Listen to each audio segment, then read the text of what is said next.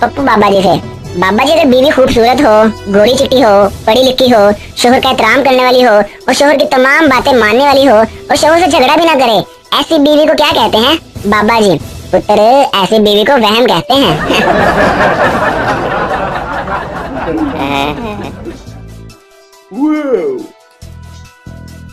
ये वो वक्त है जहाँ इंसान गिरे तो हंसी निकलती है और मोबाइल गिर जाए तो जान निकलती है, जाने मन।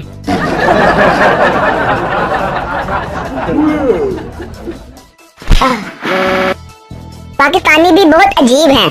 शादी का कार्ड देने जाओ तो कहते हैं कार्ड की क्या जरूरत थी, कॉल कर देते। और अगर कॉल कर दो तो कहते हैं ये क्या तरीका बुलाने का, हमें नहीं जाना।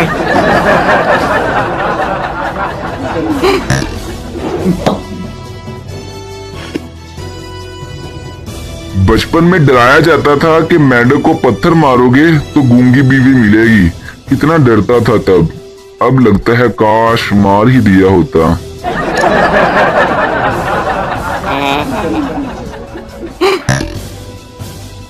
हम पाकिस्तानी भी अजीब लोग हैं। काले कपड़ों में गोरे और सफेद कपड़ों में काले लगते हैं।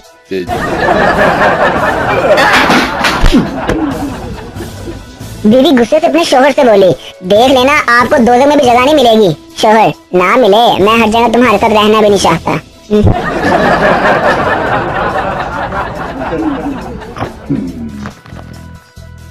अभी कल ही की बात लगती है कि हम हाथों में पैसे लिए स्कूल की कैंटीन की लाइन में खड़े रह जाते थे और ब्रेक का टाइम खत्म हो जाता था।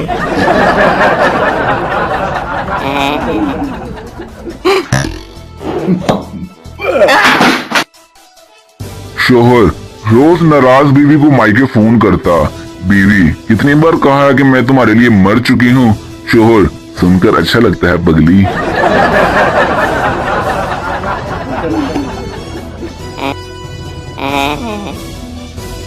मर्द को शलवार की तरह वफादार होना चाहिए जो आखिरी दम तक एक ही कमीज के साथ रहे। पैंट की तरह नहीं होना चाहिए जो कभी किसी शर्ट के साथ तो कभी किसी के साथ।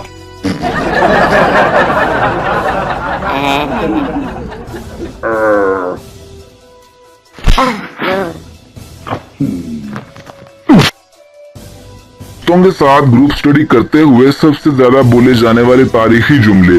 अबे ये कब पढ़ाया था सर ने?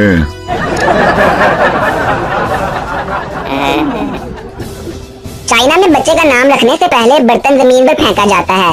इसमें जो आवाज निकलती है इसी का वही नाम रख दिया जाता है, जैसे टिंग टोंग टेन।